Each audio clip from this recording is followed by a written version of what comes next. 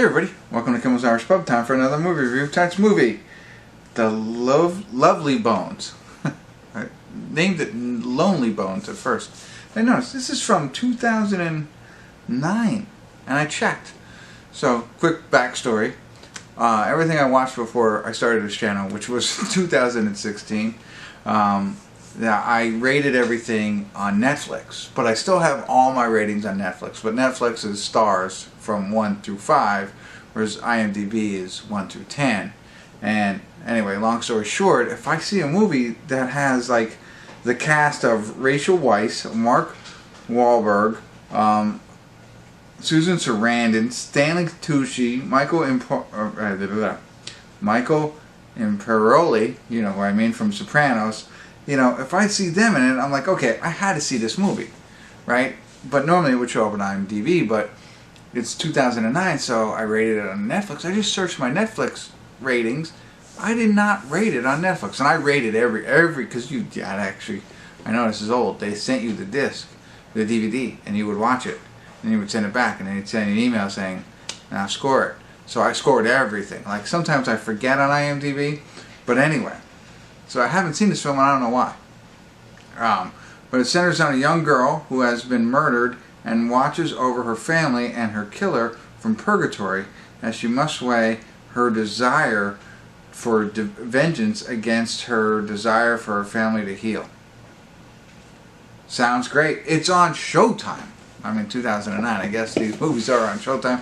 It ended up on my list. I don't know why. I'm excited. It's 2 hours and like 12 minutes long, so we'll see. It sounds like somebody's down here with me, but I am, as usual, alone. Except for you. Thank you for watching. So let me get into it, find out what it's about, give you a better idea, let you know what I think. Stick around. I'll be back, and I'm going to go check around who's back here. Maybe this girl. I don't know. We'll see.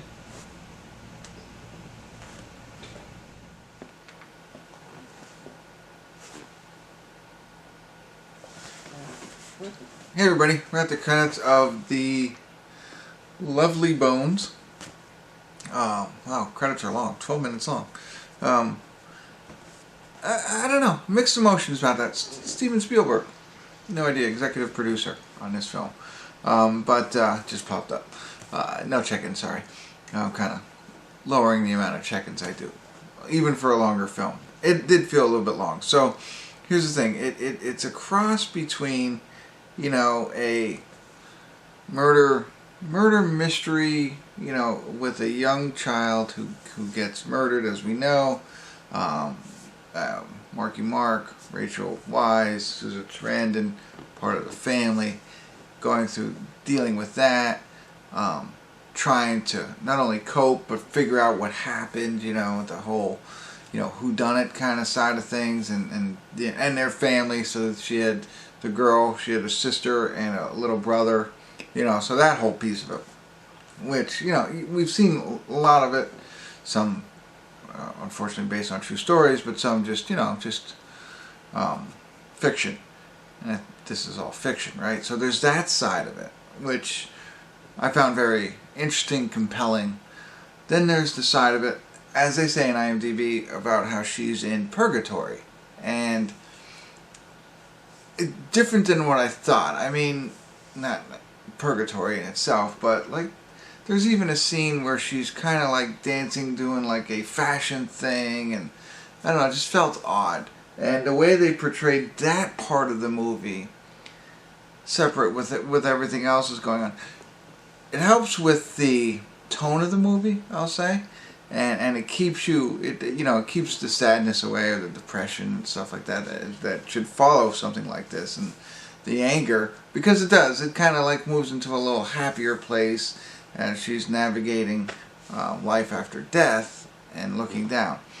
Now, I don't know, I mean, I guess from a narration standpoint and a storytelling standpoint, that piece is important, but from an impact part of it, not a lot. I had assumed that there was going to be, you know, other things that she would do from purgatory that would impact the rest of the people on there.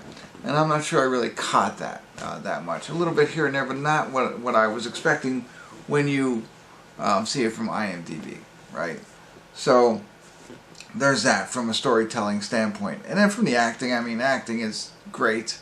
Liked everybody in it. It's funny seeing these people from 2009. The girl from iZombie plays her sister in it. I was like, I know that girl. I know that girl. I don't know if you've seen iZombie. I'm not sure if that's around anymore, but I was like, I know her. Looked it up, and that's her, you know. And of course, we know everybody else that I've already mentioned, and including her name, and I can't remember how you say it, but you know who she is once you see the picture. See if I have it up. I don't have it up right now. I'm gonna mess this up. Saoirse Ronan, right? So I think she was Lady Bird, but anyway, that's not even important right now. The more important thing is about what I felt about the movie. So the acting and all that fun stuff. I like it takes place in 1970, so 73 I think is when she was murdered. So, you know, a couple of years after that, so on and so forth. But the way, take out the purgatory side of the thing and look at the movie, or you know what really interests me in most of the movie, the mother side of things. Didn't like that.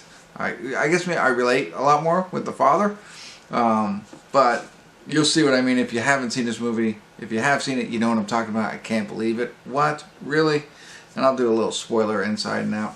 And then the ending, what they decided to do for, you know, the ultimate ending, not the final piece of the film that happens after the ending. You know, that's not what I wanted when I watched 2 hours and 15 minutes of this film, or I guess it was just 2 hours because the last 12 minutes of the film is credits, but 2 hours of film, that's not what I wanted.